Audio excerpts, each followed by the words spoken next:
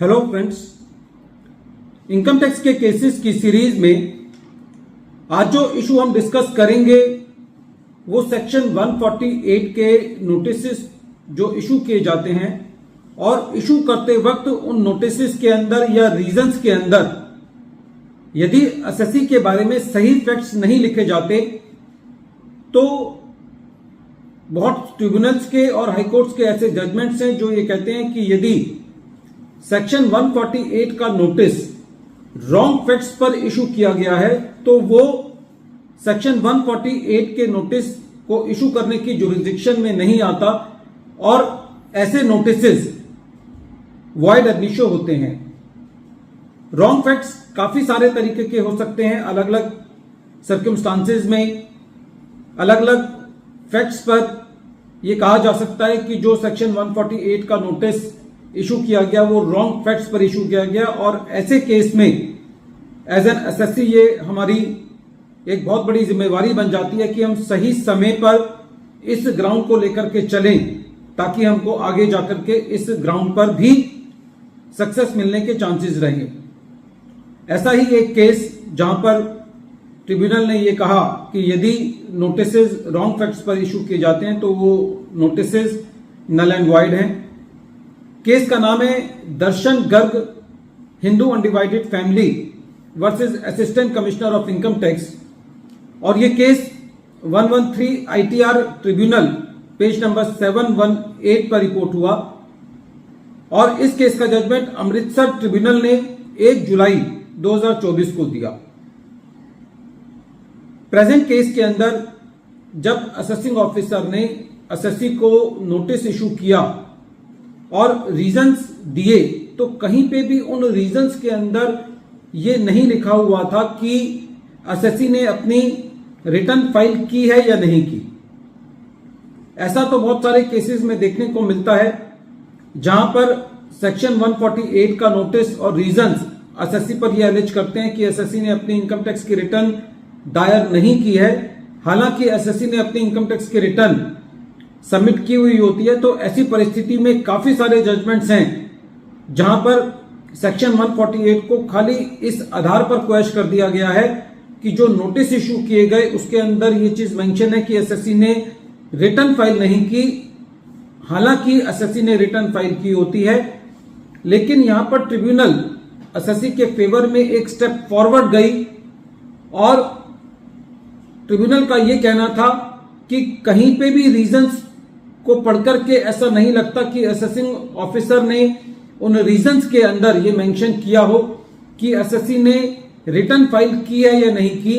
तो ऐसी परिस्थिति के अंदर यह कहना बड़ा मुश्किल है असेसिंग ऑफिसर के पार्ट पर कि असेसिंग ऑफिसर ने यह रीजन टू बिलीव बनाया होगा कि एसएससी की इनकम एस्केप हुई है। कहने का तात्पर्य यह है कि जब तक असेसिंग ऑफिसर ने यही चीज इंश्योर नहीं की कि एसएससी ने रिटर्न फाइल किया या नहीं की तो वो किस तरीके से ये कह सकता है कि जो एलिज ट्रांजैक्शंस हैं वो एसएससी ने अपनी रिटर्न के अंदर दिखाई है या नहीं दिखाई। ट्रिब्यूनल की बात सही भी है क्योंकि ये देखा जाता है कि सेक्शन 148 के जो नोटिस हैं वो बहुत कैजुअली इशू किए जाते हैं और सारा का सारा बर्डन एसएससी के ऊपर डाल दिया जाता है। तो इस केस का जो निष्कर्ष था वो ये निष्कर्ष था कि यदि असेसिंग ऑफिसर ने अपने रीजंस के अंदर ये बात नहीं बताई है कि एसएससी ने रिटर्न फाइल की है या नहीं की है तो ऐसी परिस्थिति में ये माना जा सकता है कि जो एसएससी ने रीजंस रिकॉर्ड किए हैं वो गलत रिकॉर्ड किए हैं और वो बिना एसएससी की बुक्स से जो एलिज्ड ट्रांजैक्शंस हैं उनको कंपेयर किए बिना वो नोटिस इशू किया गया है। तो फ्रेंड्स, ये केस बहुत इंपॉर्टेंट है क्योंकि जो रीजंस हैं वो बहुत वेगली दिए जाते हैं। इस केस के अंदर ट्रिब्यूनल ने 3 बहुत महत्वपूर्ण जजमेंट जहां पर नोटिस को क्वेश्चन किया गया इनकरेक्ट फैक्ट्स पर उनको भी डिस्कस किया। पहला केस है Sagar enterprises versus assistant commissioner of income tax, ये 2002 का केस है, गुजरात हाईकोर्ट ने डिसाइड किया था। इस केस के अंदर रीजंस के अंदर ये एलिज किया गया था कि एसएससी ने अपनी इनकम टैक्स की रिटर्न फाइल नहीं की है, हालांकि एसएससी ने अपनी रिटर्न फाइल की हुई थी। तो ऐसी परिस्थिति के अंदर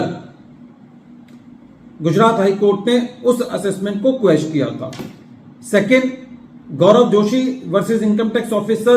का केस है। ये केस अमृतसर ITAT ने डिसाइड किया था। इस केस के अंदर ट्रिब्यूनल ने नोटिस को क्वेश किया था क्योंकि जो रीजंस के अंदर कैश डिपॉजिट एलेज किया गया था वो 1,39,00,000 किया गया था, जबकि असलियत में एसएससी ने जो कैश डिपॉजिट किया था वो 51,24,000 किया था। थर्ड केस है Fortune Metallics Limited versus deputy commissioner of income tax, जो कि चंडीगढ़ ITAT ने डिसाइड किया। इस केस के अंदर जो एसएससी पर एलिज किया गया था कि एसएससी ने 2 पार्टी से बोगस परचेज किया है, लेकिन एक्चुअल में जो अमाउंट एलिज किया गया था वो एसएससी के ट्रांजैक्शन से मैच नहीं करता था और एक पार्टी का नाम जो है वो गलत लिखा हुआ था। तो ऐसी परिस्थिति के अंदर ट्रिब्यूनल का ये कहना था कि जहां पे रॉन्ग फैक्ट्स हैं जो रीजंस में बताए गए हैं तो उस केस में नोटिस को वैलिड करार नहीं किया जा सकता। नटशेल के अंदर ट्रिब्यूनल का यह कहना था कि जब असेसिंग ऑफिसर ने यही इंश्योर नहीं किया कि एसएससी ने रिटर्न फाइल किया या नहीं की, तो कहीं ना कहीं असेसिंग ऑफिसर अपने दिमाग में ये लेकर के चलता है कि एसएससी ने रिटर्न फाइल नहीं की, और जो कि उसके डिसीजन को, केस रीओपन करने के डिसीजन को पुख्ता करता है और उसको ये टेम्प्ट करता है कि वो ये एलिज करे कि एसएससी की इनकम एस्केप हुई है, जबकि हालांकि यदि वो इस चीज को इंश्योर करे कि एसएससी ने रिटर्न फाइल की है और उस इंफॉर्मेशन को एसएससी की रिटर्न से तालमेल बिठाए, लाइव लिंक करे, तो ये हो सकता है कि वो ये पाए कि एसएससी ने उन ट्रांजैक्शंस को दिखाया है। वीडियो के अंत में एक बार फिर मैं केस का नाम रिपीट कर रहा हूं। केस का नाम है Darshan Garg Hindu undivided family versus assistant commissioner of income tax, और ये case 113 ITR tribunal page number 718 पर रिपोर्ट हुआ। मैटर अमृतसर ट्रिब्यूनल ने डिसाइड किया और इस केस का जजमेंट 1 जुलाई 2024 को आया। Thank you friends.